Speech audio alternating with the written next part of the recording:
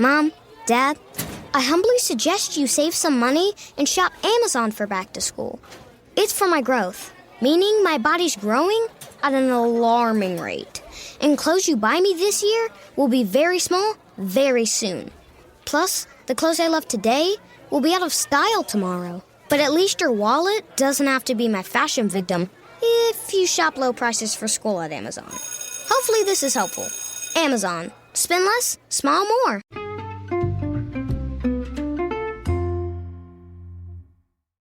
Hi, everybody, and welcome to the Dr. Psych Mom Show. Today, I'm going to be talking about overfunctioning in a very specific way, which is for your children. And many people do not think of overfunctioning for their children. They just think that they're being a good parent.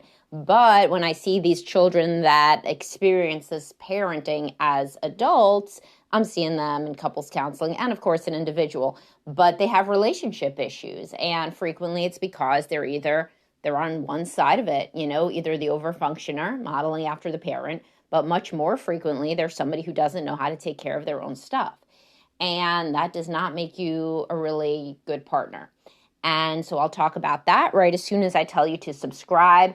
I have over 156 or 7 episodes that are only subscriber. Most recently, if you've always been a goofball, here's why your marriage may be frustrating in later years for the guy that makes the goofy guy his identity and the woman listening to it and married to him. All right, so moving on. So what are universally thought of to be kind of good, healthy characteristics in an adult human? Well, independence and competence and confidence. Competence and confidence are different. You can have confidence without being competent at anything at all. And then that's perceived poorly as arrogance, that really has no place in the person, because what are they really being confident about if they're not competent at anything?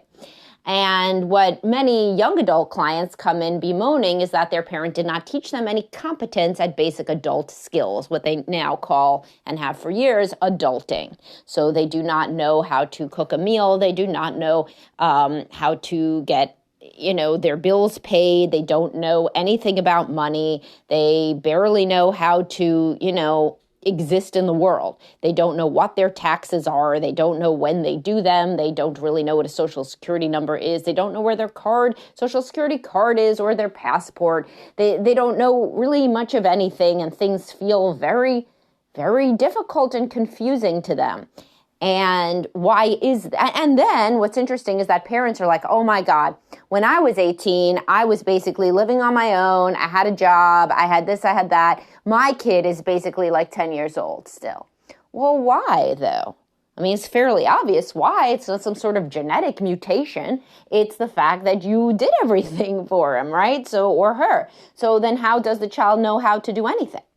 So if you work, then you bought your car, then you figured out how to, at the very least, bring your car in for its repairs, and then you had to pay for it and this and that, but your child just literally borrows your car and returns it without any gas in it. I mean, how could they know how to take care of a car, right? They can't. They can't know because they're not doing it. And the same thing with food, and the same thing with any sort of bill paying or administration or forms or anything like this, or housework, how to clean anything, things like that, right? So what happens, everybody knows what happens when a man comes into a marriage and he basically doesn't even know how to clean the sink. He doesn't even, in fact, know that sinks get clean. He just runs the water and does what he does, and then he leaves and he doesn't clean the sink, and the sink looks terrible, and he just doesn't know anything. What do women do? Do women love that guy? No, they roast him on the internet, and they talk about him with their friends, and they say he's a man-child. So then how would it be that he would have developed those skills, right? He would have done it at home, and obviously he wasn't. And women are very, very fast to say that his mother babied him too much, which is probably true. But then they do it. They do the same thing, possibly not that exact thing, right? The exact things that most upset them about their husbands they're not going to do. They're going to teach their son about the sink maybe, or maybe not actually, but at the very least, they may. But then it's all the other things, right? So when you're an overfunctioner, when you had to grow up too soon, this is how it frequently happens. There's no malicious intent. When there's an adult child of a dysfunctional family in which the parent was not competent because they were drinking or they were depressed, so adult child of alcoholics, people who had depressed parents, addicted parents, parents that were hoarders, all these kids, they had to overfunction. They had to basically be an adult before their time. They were what we call a parentified child, where they had to take care of their own parents. So then they hated that, but they did learn a lot of shit, but they hated it. It wasn't in a good, environment. It didn't have positive associations. They didn't feel like, oh, wow, it's great that I can cook a meal. They thought, why am I cooking a meal? I'm 11, and all of my friends who are 11 are not cooking a meal. And this is because my mom doesn't get off the couch, right? And so then when they're older and they have their own children, they think, I'm never going to put my child through that. I'm going to be the opposite. I'm the adult. They're the child. And they can stay the child as long as they like. Now, that's where it starts to derail. Like, of course, you're the adult and they're the child, but there needs to be increasing levels of responsibility and developmentally appropriate chores and life activities that continue to increase as the child's age increases. But these people, remember, the overfunctioners, you, if you're one and you're listening, you learn that your worth was in what you could do. And you felt very, very proud of your ability to be competent, even though it came from a bad thing, learning it too early. And so then what do you give your child? You give them all the care and all of these acts of service. And then when they don't want them anymore, or they want to do something themselves, it's very threatening, because that's your entire identity. It's a lot of your identity as a person is this ability to caretake and do things and provide acts of service. So then unintentionally, you may undermine your child. And there's a lot of guys who say that their wives do this. And there's some women that say that their husbands do this, especially the man does it with a little girl and a woman does it with her son. Usually, this is the complaints that I hear. Because the other one you identify with more, your same gender child, and it's almost like you do want to teach them on some level what you know, more so than just only caretake. But it's also the birth order. The youngest usually gets a lot more taken care of than the oldest because they had to. The oldest had to do more on their own as the other children were getting born, etc., and as they were babies. But anyway, the point is that the child may try to do some things. They may say like, oh, I want to cook dinner. And the parent may say, okay, but then they stand there and they look so distraught and they're checking everything the kid is doing and they're anxious that the kid is going to get hurt and they're anxious they're going to chop their finger and they're anxious that the food isn't going to be cooked right. And basically they give such an aura of anxiety and that the child just doesn't want to do anymore. It's kind of a shit experience, And so then they go back to playing their games on the couch or doing their homework or whatever their activity is that the parent tacitly approves of. Now, at some point, the problem comes in two places. First of all, the parent starts to think the child is lazy. So, when the child, especially when the mother goes through her own perimenopause, menopause, her estrogen drops, she don't give a shit anymore about caretaking the same way, no matter how much of an overfunctioner she is. At that point, she may be like, why doesn't this kid get off his ass and do something? He's fucking 18 years old. Why does he still ask me to make him a grilled cheese? Without remembering that just a few years ago, you were saying, no, sit down, I'll do it for you. I'll do it for you. It's fine. Don't worry. I'm here anyway. I'll do it for you. And so that's when the child learns, okay, well, shit. She'll do it for me.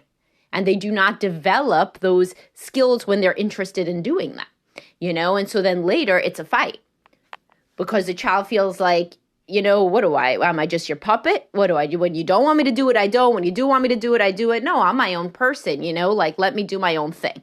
And at that point, their identity that they've developed does not have much in it in the way of chores or helping in the house. So that's the first thing, is there's conflict with the parent as the child actually ages to a level where even the overfunctioning parent believes the child should be more competent. And then also, obviously, in relationships. Because many of these guys, for example, they go off, they live in basically squalor in their dorm room, then they live in squalor with a roommate, and then they get a wife. And then the wife, guess who they're going to attract? An overfunctioner, right? And so she cleans up everything, she does everything. And then she has kids and she's mad at him because he doesn't know how to do anything. Well, no shit, of course, they could go to couples counseling and were her expectations really fair if she came into basically a hoarder's paradise and then she expected him to change? Well, no, but you know what? She's still going to be mad at him. And it's the same thing with the girl. Girls don't usually live in squalor the same way because it's not as, condoned for their home to kind of have nothing in it. Decorating, making it look nice is more of a thing that girls want to do in their dorm room and this, that, the other. But the thing is that they do not learn any competence at basic life tasks, such as, what do I do with a bill? What do I do with my car? What do I do with this form? If their mother was always doing it for them or their father. A lot of them don't learn any money management because they were never told to get a job. Parents who worked too young or who feel that they worked too young and that their entire childhood or adolescence was taken up with work, they usually don't have their kids get a job of any sort. There was just an article in The Atlantic, The Death of the American Babysitter, about how few kids, it's an interesting article, about how few kids are babysitting now because the parent wants them, they have all these activities. And it's a safety issue of them being alone in the house and they're barely left alone themselves, never mind to be in charge of other kids. And this is a big reason why I like that my kids babysit. Their little friends in the neighborhood or our friends in the neighborhood, their children. Because it really makes a child feel like they're in charge of something and they feel competent. They're earning money. Earning money is important. It doesn't matter how much money the family has. The child knows, as you know, the difference between something you earned and something you were given, and it gives you a lot of pride. Within the context of otherwise still being able to be a child and get taken care of in many ways. So there's parents who they grew up and by 15, they had to give their money to their parent because their parent wasn't making enough money. Now that's a bad situation, when you feel like how, having the electricity on rides on your shoulders and you're like 15 or younger. That really is incredibly stressful. So then you see how that parent would swing the other way 180 degrees and say that their kid is never going to have a job until they come out with a bachelor's degree and they'll be in some sort of respectable job. And that's tough, to go the total other direction because that can be very scary for a kid at that point to go out into the world if they've not had this scaffolding of age-appropriate experiences that incrementally give them more and more independence, earning potential, etc. And even just respect. Because if you do, no matter what job you do, you're going to get some sort of respect for doing it. If you do it well, there's an ability to get respect from somebody that isn't in your family. And it's not like children don't understand that you're still paying for all the lessons and the teams and all of those things, that people aren't allowed to disrespect them in that context, right? The coach has to be, coach can't be that bad. The parents are paying for the lessons, for the sports, for travel sports, whatever it is, And at school, you can get kind of appropriate feedback. The teachers kind of, are able, not like they used to, teachers used to say things like, this paper is terrible. They don't say shit like that anymore. But, you could tell if you do something right or wrong. That's why a lot of girls in particular that are very, very whose parents kind of overfunction in this way for them and they don't get any independence, they throw themselves into school. It's like the only place where you can really get feedback and you can know that you're doing well or not well. And that's great. But I also see a lot of people who are excellent at school, super gifted, really, really good, and they still feel very incompetent at basic life matters. And then they marry an overfunctioner who then gets very frustrated with them. And they don't get to develop a lot of their own skill set as an adult. They feel like they can never fully do anything. They're still calling their parents. like about basic stuff. And while it's cute, and there's lots of little TikToks and stuff about calling up your mom for like her recipe for this or that, that's great. People have always done stuff like that. But it's like, do you want to be 25 and call up your mom and say, you didn't put money into my account this month, I don't know what to do? Like, that's different.